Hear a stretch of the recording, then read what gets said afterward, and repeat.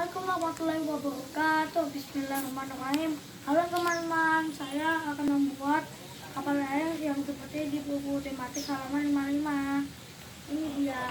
Yang alat kita butuhkan adalah pensil, penggaris, cutter, gunting, styrofoam, dan kertas warna. Pertama kita cetak bagian sini menjadi segitiga, oke, dan hasilnya seperti ini. Ke situ kita masukkan ke dalam ini ya, kita lubangin dulu, kita masukin dulu. Kalian boleh tancapin atau boleh dimegarin dulu, harus tancapin. Oke, tancap, dan kita ugarin ya.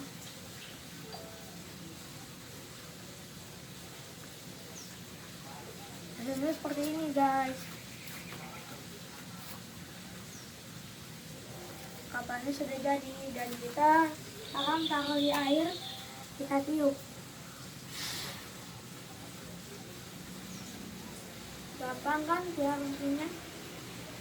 Kita tiup lagi ya, 1, 2. Jalan tuh teman-teman. Nah sudah. Wassalamualaikum warahmatullahi wabarakatuh.